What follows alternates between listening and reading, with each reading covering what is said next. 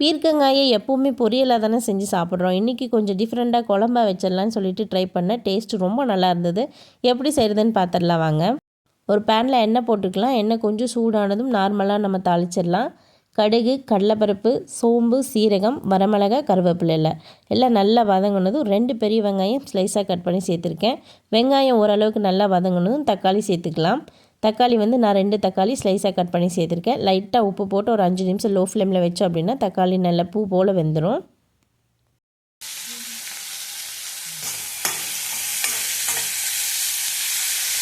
நான் வந்து இப்போ ஒரு 2 பீர்க்கங்காய் எடுத்திருக்கேன். அதை தொல்லியெல்லாம் ரிமூவ் பண்ணிவிட்டு கொஞ்சம் பெரிய பெரிய பீஸாக கட் பண்ணியிருக்கேன். இப்போ நம்ம தாளித்தது கூட அதை நல்லா மிக்ஸ் பண்ணிவிட்டு உப்பு செக் பண்ணிக்கலாம். இதுக்கு தண்ணி எதுவும் ஊற்ற வேண்டியதில்லை. அப்படியே க்ளோஸ் பண்ணி சிம்மில் 10 நிமிஷம் வச்சோம்னா நல்லா ஆவியில் வெந்துடும். இப்போ ஒரு மசாலா ரெடி பண்ணிக்கலாம். 1 மூடி தேங்காய், 1 வரமிளகாய், கொஞ்சம் கருவேப்பிலை, 1 ஸ்பூன் சீரகம், 1 ஸ்பூன் வர கொத்தமல்லி சேர்த்திருக்கேன். கூடவே கொஞ்சமாக மஞ்சள்தூள் சேர்த்து தண்ணி சேர்த்து நல்லா ஃபைன் பேஸ்ட்டாக அரைச்சி எடுத்துக்கலாம். இப்போ பீர்க்கங்காய் நல்லாவே வெந்துருச்சு. இப்போ நம்ம அரைச்ச மசாலாவை இது கூட ஆட் பண்ணிக்கலாம். சாப்பாட்டுக்கு மட்டும் இல்லாமல் ஒரு டிஃபன் ஐட்டத்துக்கு கூட நீங்கள் இதை ரெடி பண்ணலாம். எக்ஸாம்பிள் சப்பாத்தி, தோசைக்குமே இந்த கிரேவி ரொம்ப நல்லாயிருக்கும். நீங்கள் டிஃபன் ஐட்டத்துக்கு ரெடி பண்ணுறீங்கன்னா இந்த பக்கமும் கரெக்டாக இருக்கும். நான் வந்து இன்றைக்கி சாப்பாட்டுக்காக தான் ரெடி பண்ண போகிறேன்.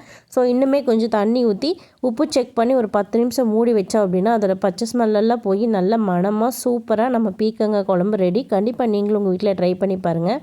நல்லா சுட சுட சாப்பாட்டில் கொஞ்சம் குழம்பு போட்டு மேலே கொஞ்சம் தேங்காய் எண்ணெய் ஊற்றி பிசைஞ்சு சாப்பிட்டோம்னா அவ்வளோ டேஸ்ட்டாக இருக்கும். கண்டிப்பாக நீங்கள் உங்கள் வீட்டில் ட்ரை பண்ணி பார்த்துட்டு எப்படி இருக்குன்னு எனக்கு கமெண்ட் செக்ஷனில் சொல்லுங்கள். சப்ஸ்கிரைப் பண்ணாமல் பார்த்தீங்கன்னா கண்டிப்பாக சப்ஸ்கிரைப் பண்ணுங்கள்.